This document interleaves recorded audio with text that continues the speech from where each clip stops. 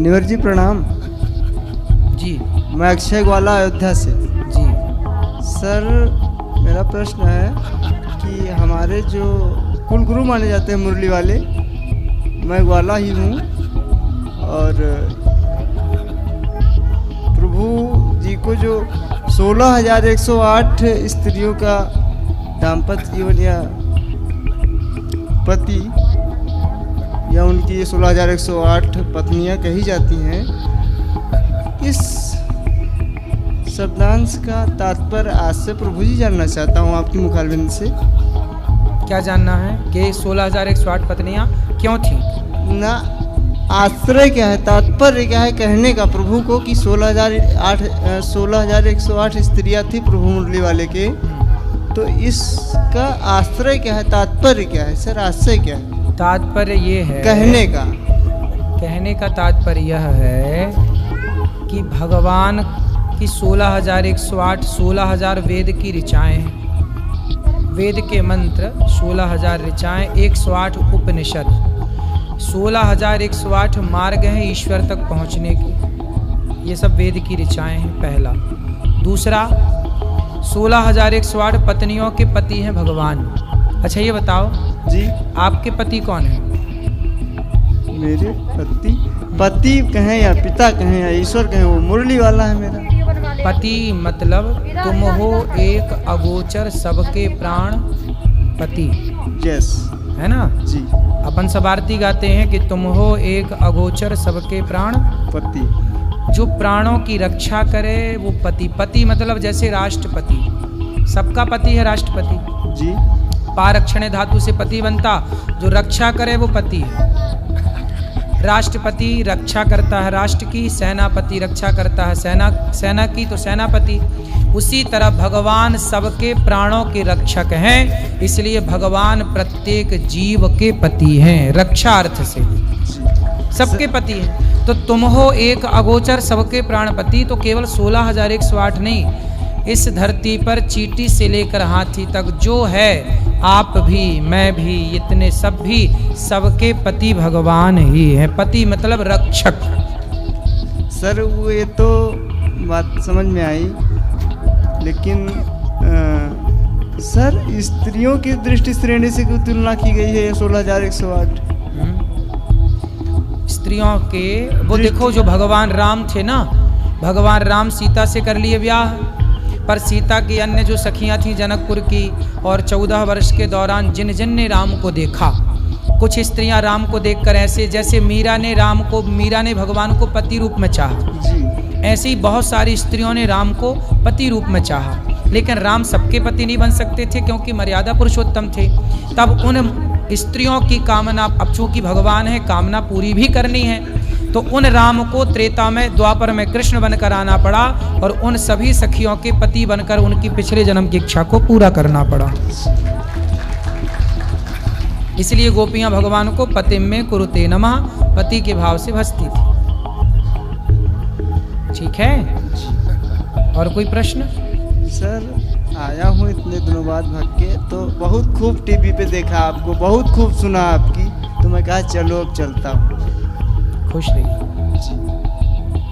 जय श्री राधे, जय श्री कृष्ण। जय श्री कृष्ण। और किसका प्रश्न है? जी राधे राधे महाराज जी। मैं दिल्ली से आई हूँ, मेरा नाम सुमन है। भगवान अपने भक्तों को दुख क्यों देते हैं? इतना राम न मारे काहू, सुनो मैया आपका प्रश्न हो गया। राम न मारे काहू को पापी नहीं आ राम, आप ही से मर जाते हैं कर कर खोटे काम।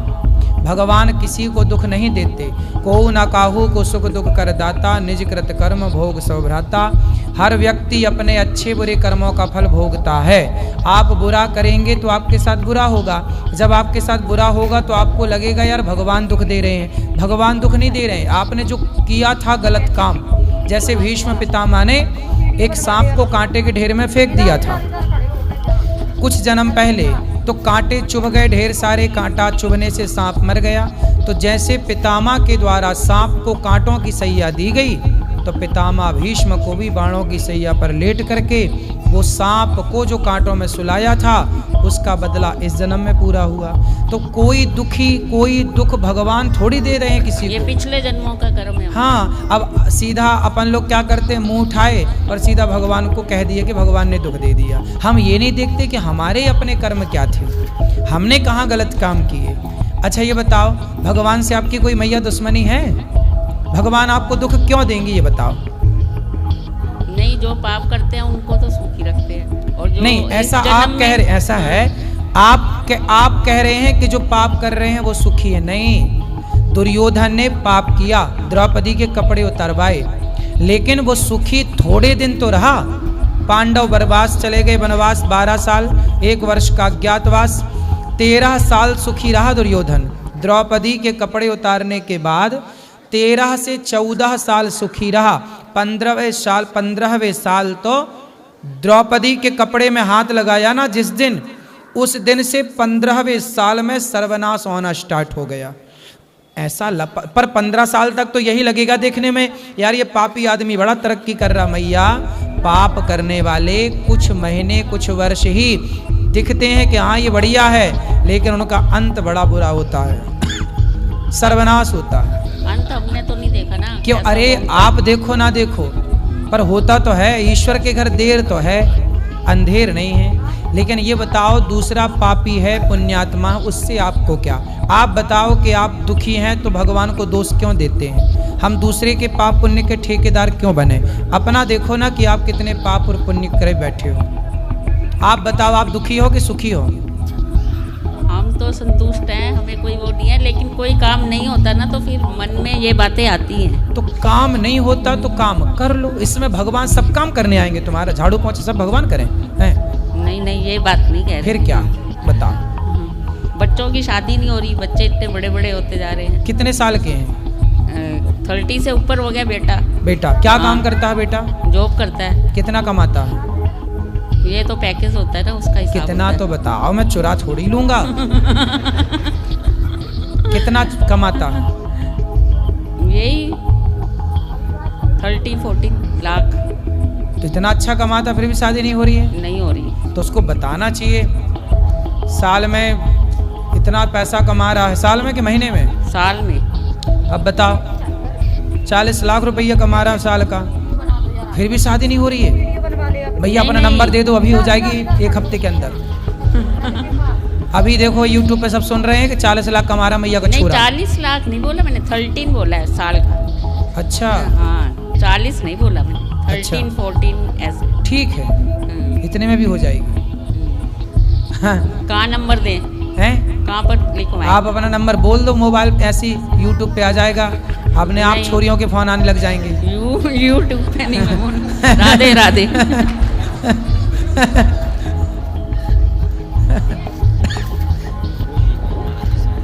हो जाएगी मैया शादी, चिंता ना करो। बेटे से बोलना पीपल की पूजा करे, सवेरे जल चढ़ाया करे, शाम को दीपक जलाया करे पीपल में। पीपल में शाम को दीपक देसी घी का और सुबह जल। 1 महीने तक कंटिन्यू करने से विवाह के योग बन जाएंगे। 1 साल के अंदर ही हो जाएगी विवाह शादी। ठीक है? जब ब्याह हो जाए तो बहू को, दुल्हा दुल्हन को दोनों के लेके आना, बेटा बहू को। ठीक है? खुश रहिए। जय श्री नारायण बेटा जी।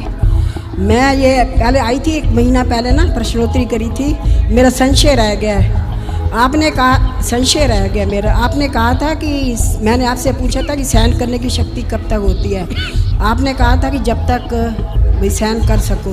तो मैं ये कि जब हम सहन ज़्यादा करते हैं तो फिर क्या होता है कि और तेज़ हो जाता है दूसरा बंदा। तो कैसे, मतलब भाई होने दो ना, कौन है वो बंदा?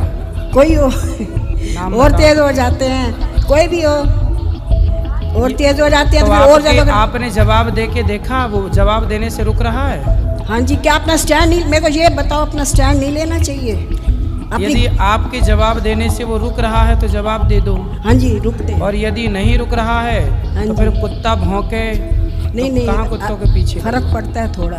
हाँ तो फिर जवाब दो। हाँ जी, अपना स्टैंड लेना चाहिए। बिल्कुल हाँ जी, यही मैं पूछ रही थी भाई, अपना स्टैंड लेना चाहिए, अपनी सेल्फ रिस्पेक्ट भी तो होती है थोड़ी।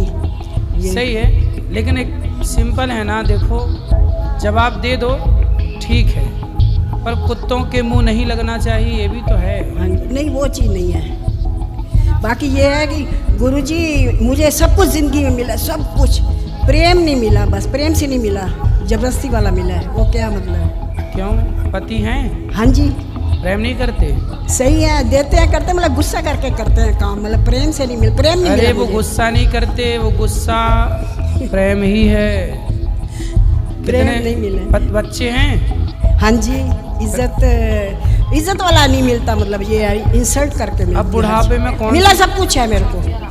अब बुढ़ापे में कौन सी नहीं इज्जत नहीं, मुझे चाहिए? नहीं चाहिए, मुझे सब कुछ मिला हुआ है, ठाकुर जी की कृपा है। प्रेम आपको संसार के लोगों से ना मिलेगा, नहीं मिला। प्रेम भगवान से मिलेगा, इसलिए हाँ जी। भगवान की शरण में जाओ, हाँ जी, भगवान से ही अपनी बात कहो, भगवान का नाम जपो। भगवान बहुत प्यार करते हैं भक्तों हाँ से, जी, भगवान इतना प्रेम करते हैं कि कोई भगवान को गाली भी दे, हाँ जी। शिशुपाल ने गाली दी तो भी भगवान ने उसका उद्धार कर दिया। मैं तो उसी तरफ लगी हुई हूँ गुरुजी, मैं तो ध्यान नहीं, वैसे मैं पूछ रही थी प्रेम मिलना चाहिए भगवान कि से नहीं मिलना प्रेम चाहिए। लो, हाँ जी, बाकी संसार के लोग तो ठीक है। मुक्ति के चार होते ना, तो वो चार क्या है? ये सालुक्य मुक्ति, संयोग्य मुक्ति, सामीप्य मुक्ति, हाँ जी, सामीप्य। सारूप्य मुक्ति, ये मुक्ति है मैया अलग अलग। मुझे समझ नहीं आया इन चारों में अलग अलग क्यों है। भगवान के रूप की तरह हो जाना सारूप्य मुक्ति है, भगवान की तरह हो जाए, भगवान के लोक में चला जाए, सालोक्य मुक्ति है। हाँ जी, तो ये सब मुक्ति का अलग अलग तरह है, प्रकार है, लेकिन आपको प्रेम भगवान से करना है बस। इतना करना है बस, भगवान से प्रेम करिए। और वो के नाम गुरुजी आप इतना अच्छा समझाते हो ना महाराज जी, इतना अच्छा समझाते हो ना, तभी मैंने आपका नाम मिट्ठू रखा हुआ है। मेरे काना से जिससे प्यार करती हूँ उसका नाम मिट्ठू रखती, मेरे काना का नाम भी मिट्ठू है, मेरे गुरुजी भी हैं, आपका नाम मैंने मिट्ठू रख दिए। जय सुखदेव जी मिट्ठू हैं, आप भी मिट्ठू हो। आपके लिए पोइम भी बनाई थी मैंने, पोइम बनाई थी मैंने आपके लिए। ठीक, सुना दूँ? सुनाओ, जल्दी करो। पता नहीं 70 साल की होगी, मरूंगी जीऊंगी, अब आऊंगी कि नहीं आऊंगी, अरे इसलिए आओ, कर रही आओ। हूँ। अभी तो 70 इसलिए मैं की कह रही हुई हूँ हैं, आज अभी तो- बात कर लूँ आपसे। अभी तो 30 साल हैं आपके पास, 70, हाँ जी, हाँ जी। अभी तो 70 की क्या 30 साल क्या बताओ। अनिरुद्ध बेटा हमारे, वृद्ध माँ के सहारे, कान्हा को लगते प्यारे, हम सब को लगते प्यारे। ठुकराई वृद्ध माँ को तुमने अपने गले लगाया, उनके चरणों की सेवा करके आशीर्वाद है पाया। कल युग में है ये आए, श्रवण कुमार हमारे, वृद्ध माँ के सहारे, कान्हा को लगते प्यारे, हम सब को लगते प्यारे। संतों की सेवा की खातिर अन्न क्षेत्र है चलाया, गोरी गोपाल रसोई में सब जन भरपेट खाना भोजन पाया। वृंदावन में जो भी आए, भूखा वो सो न पाए, हम सब के हैं सहारे, कान्हा को लगते प्यारे। गायों की रक्षा की खातिर गौशाला चलाए, भारत के संस्कार बचाने के लिए गुरुकुल भी चलाए। गायों का वंश बचाएं, भारत संस्कृति बचाएं, गायों को लगते प्यारे, कान्हा को लगते प्यारे, हम सब के लगते। सारी सेवा देख के दुनिया तो स्तब्ध रह जाए, सबसे अच्छी सेवा देख के डॉक्टर की उपाधि पाए, सारा जग भी इनको सराहे, दांतों में उंगली दबाए, सारे जग के बन गए प्यारे, कान्हा को लग। कृपा बनी रहे ठाकुर की यही कामना हमारी, चांद सूरज की तरह तुम चमको यही दुआ है हमारी, नजर न तुम्हें लग जाए, सबका आशीर्वाद पाए, सारी दुनिया के है प्यारे, वृद्ध माँ के सहारे, कान्हा को लगते प्यारे, हम सब को लगते। ठाकुर की कृपा पे हमें। वाह मैया, बहुत सारी सेवाओं को पिरो दिया आपने एक भजन मैंने में। खुद बनाया गुरुजी, भगवान आपको खुद सुखी बनाया रखे। मैंने। बहुत अच्छा है, मैंने बहुत खुद अच्छा। रात को लेटी थी, लेटे बनाया मैंने, उसमें बहुत लिखा सुंदर। मैंने। खुश रहिए परम आदरणीय आचार्य जी, राधे राधे जी, खुश रहिए, राधे राधे। मेरी अभिलाषा है आपसे, मैं उत्तर बिहार के मिथिला प्रांत से मधुबनी मंडलांतर्गत बेनीपट्टी लघु मंडलांतर्गत चननपुरा ग्राम निवासिनः झोप नाम कस्य मैथिल भूसुर वंशोद्भव जी स्वर्गीय लक्षेश्वरस्य आत्मज जी भागवत मर्मज्ञ जी कर्मकांड विशारद जी वास्तुविद जी ज्योतिषी जयनाथ झा धर्मशास्त्री जी मेरा नाम है। जी जी तो मेरी अभिलाषा है कि हमारे गुरु के द्वारा जो प्रदत्त है वो मैं आपसे कहता हूँ। जी जी हमारे गुरु थे इसी वृंदावन के अटकम्बा रेतिया बाजार में ब्रह्म ऋषि हरिप्रपन्नाचार्य फलाहारी जी जी। तो उनके द्वारा सुना हुआ है कि 18 पुराणों में श्रेष्ठ है श्रीमद् भागवत। ठीक है श्रीमद् भागवत में श्रेष्ठ है 10म स्कंध। जी 10म स्कंध में श्रेष्ठ है रास पंचाध्यायी। ठीक है रास पंचाध्यायी में श्रेष्ठ है गोपी गीत। जी गोपी गीत में श्रेष्ठ है अंतिम श्लोक। जी अंतिम श्लोक में श्रेष्ठ है अंतिम चरण।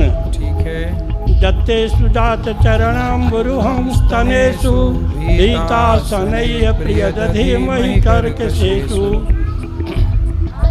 तो ये जो मंत्र है अंतिम श्लोक का अंतिम चरण, तो हमारे कान लालायित हैं आपके श्री मुख से उस श्लोक का व्याख्या सुनने को। वाह इस श्लोक की व्याख्या कृपा करके आप मुझे सुना दीजिए। अंतिम श्लोक का अंतिम श्लोक 19वां श्लोक। गोपियाँ कहती हैं भगवान से, यत्ते सुजातु चरणाम्बुरुहं स्तनेषु भीताः शनैः प्रियदधीमहि कर्कशेषु तेनाटवीमठसि तद्व्यथते न किंस्वित् कूर्पादिभिर्भ्रमति धीर्भवदायुषां नः। भगवान श्री कृष्ण से गोपियाँ अंतिम बात यही कहती हैं कि हे श्याम सुंदर, जो आपके चरण हैं बड़े कोमल हैं और इतने कोमल हैं कि मेरे कठोर हृदय में, स्तनों में यदि आपके चरणों का स्पर्श हो जाए मेरे हृदय में, तो मेरे हृदय इतना कठोर है कि मेरे हृदय से आपके चरणों को चोट लग सकती है। हे प्रभु, आपके चरण इतने कोमल हैं कि आपके चरणों में चोट लग सकती है। तो हे प्रभु, ऐसे कोमल चरण लेकर के आप बन बन डोल रहे हैं। मुझे इस बात का दुख नहीं है कि आप मुझे छोड़कर चले गए, मुझे दुख इस बात का है कि आपके चरणों में चोट लग जाएगी। ये वन बड़ा निर्दयी है, ये वन बड़ा कांटों कंकड़ों से भरा हुआ है, पर आपके चरण बड़े कोमल हैं। जब गोपियों का यह भाव सुना, तब भगवान साक्षात मन मथा। तब भगवान गोपियों के स्वभाव को सुन करके, गोपियाँ हमारे चरणों से अत्यधिक प्रेम करती हैं, इसलिए सारा संसार चरणों को प्रणाम करता है, क्योंकि भगवान श्रीमन नारायण का वास ही चरणों में है। इसलिए गोपियाँ भगवान के चरणों का चिंतन करती हैं। और भक्तों की श्रेष्ठता यही है, वही श्रेष्ठ भक्त है जो चरणों की ओर खड़ा हो। जब भगवान श्री कृष्ण को लेने के लिए दुर्योधन और अर्जुन गए, तो दुर्योधन सिर की तरफ खड़े हो गए, पर अर्जुन चरणों की तरफ खड़े हुए। तो ये बात सिद्ध हो गई कि जो प्रभु के चरणों से प्रेम करता है, भगवान उसके लिए प्रकट हो जाते हैं, जैसे गोपियों के लिए भगवान प्रकट हो गए। धन्यवाद। तो कहते हैं कि रास पंचाध्यायी में जो 5 अध्याय हैं जी, पहला अध्याय रास प्रारंभ, दूसरा कृष्ण के विरह में गोपियों की दशा, ठीक है, तीसरा गोपिका गीत जी, चौथा भगवान का प्रकट होकर गोपियों को सांत्वना देना, पांचवा महारास। रोती रोती गाती है और गाती गाती रोती है, उसे ही गोपी गीत कहते हैं। बिल्कुल। ऐसे तो भागवत में 5 गीत हैं जी, लेकिन उसमें श्रेष्ठ गीत है गोपी गीत जी। तो आपके उत्तर से हमारा हृदय गदगद हो गया, बड़े प्रसन्न हुए। रोज 12 महीना जंगल 2 में आपकी कथा में 7 से 10 सुनता हूँ रोज। जी जी, 12 महीना जी। आप बड़ी कृपा करते हैं। आप तो खुद इतने विद्वान हैं, पर दास को सुन करके ये दास का मान बढ़ाते हैं आप। इसलिए मैं गदगद आत्मा से, आप हमारे पुत्रवत हो जी जी, तो मैं आपको आशीर्वाद देना चाहता हूँ। बिल्कुल। आयु द्रोण सुते श्रियो दशरथे शत्रुक्षयं राघवे ऐश्वर्यं नौखे गतिश्च पवने मानं च दुर्योधने शौर्यं शान्तनवे बलं हलधरे सत्यं च कुंती सुते विज्ञानं विदुरे भवन्तु भवतः कीर्तिश्च नारायणे स्वस्त्यस्तु ते कुशलमस्तु चिरायुरस्तु गोवादि हस्ति धन धान्य समृद्धिरस्तु ऐश्वर्यमस्तु बहुपक्ष महोदयस्तु वंशो सदैव भवतांग हरिभक्तिरस्तु। जय हो। गुरु जी के चरणों में दास का कोटि कोटि दंडवत प्रणाम। अच्छा, अब एक हमारा आपसे कुछ कामना है जी। वो कामना ये है, आपसे हम कुछ सहयोग चाहते हैं। क्या? अच्छा, वो सहयोग आर्थिक सहयोग नहीं है। बताएं, आप आज्ञा करें। प्रश्न थोड़ा भारी तो है, आप आज्ञा करें। मैं आपको बता चुका कि मैं धर्मशास्त्री हूँ जी। तो हमारे धर्मशास्त्र कहते हैं हाँ, कि आमिषं निम्ब पत्राणि उष्णवारी तथा स्त्रियः सप्त जन्म भवेत कुष्ठी भुक्ता च रविवासरे। आप तो स्वयं विद्वान हो, आम जनताओं के लिए मैं इसका अर्थ पदार्थ भी कहता हूँ जी। आमिष वस्तु का भोजन, आमिषं नीम के पत्तों का सेवन, उष्णवारी गर्म पानी का उपयोग करना, स्त्री से मिथुन करना, उष्णवारी तथा स्त्रियः सप्त जन्म भवेत कुष्ठी भुक्ता च रविवासरे। रविवार के दिन में इतने काम करने वाले 7 जन्म तक कुष्ठ रोग से पीड़ित रहते हैं। ये हमारा सरोज सुंदर नाम का धर्मशास्त्र है, वो कहते हैं। ठीक है। निर्णय सिंधु सूर्य सिद्धांत, सिद्धांत शिरोमणि, कृत्यसार, मनुस्मृति, 7 ठो धर्मशास्त्र हम पढ़ चुके आद्योपांत। तो क्षौरं तैलं गर्म जल स्नानं मांसादि निशि भोजनम रति मध्याह्ने स्नानं च रवौ सप्त विवर्जयेत। ये मनुस्मृति धर्मशास्त्र का कथन है जी। रविवार के दिन में क्षौर नहीं कराना चाहिए, तेल नहीं लगाना चाहिए, गर्म जल से स्नान नहीं करना चाहिए जी। मांस मांस इत्यादि नहीं खाना चाहिए, रात में भोजन नहीं करना चाहिए जी। संभोग नहीं करना चाहिए जी। मध्याह्न काल में स्नान नहीं करना चाहिए जी। क्षौरं तैलं गर्मजल स्नानं मांसादि निशि भोजनम रति मध्याह्ने स्नानं च रवौ सप्त विवर्जे। लेकिन आज क्या दिखता है, आजकल ऐसा दिख रहा है कि ये जितने भी वर्जित काम हैं ये टोटल के टोटल काम लोग रविवार को ही करते हैं। इससे हमारे सनातन धर्म का ह्रास होता है। जी जी जी। तो हम आपसे निवेदन ये करना चाहते हैं, हमारे परम आदरणीय माननीय प्रधानमंत्री मोदी जी जी जो एक रात के अंदर में नोटबंदी करवा दिए, जी 5 मिनट में लॉकडाउन करवा दिए, जी। तो मोदी जी तक हमारा पहुंच तो नहीं है, हम साधारण गरीब आदमी हैं। तो इसमें आपसे मदद हम ये चाहते हैं कि मोदी जी के थ्रू इस काम को रविवार का छुट्टी जो है पूरे भारत में वो नहीं होके सोम बुध शुक्र इन तीनों दिनों में किसी एक को चुन लें छुट्टी के लिए। वाह। छुट्टी के कारण ही ये सारे वर्जित काम लोग रविवार को ही करते हैं। सही है। छुट्टी संडे की क्रिश्चियनों ने। अच्छा एक सेकंड। जी जी। हमारे भीमराव अंबेडकर जी उनका जो बनाया हुआ संविधान है उसमें ये संडे की छुट्टी नहीं है। नहीं है। नहीं है। तो फिर यदि हमारे प्रधानमंत्री मोदी जी यदि चाहें तो शुक्रवार या सोमवार या बुधवार को छुट्टी घोषित करके रविवार का छुट्टी हटा दें। सही है। अच्छा ये होगा कैसे?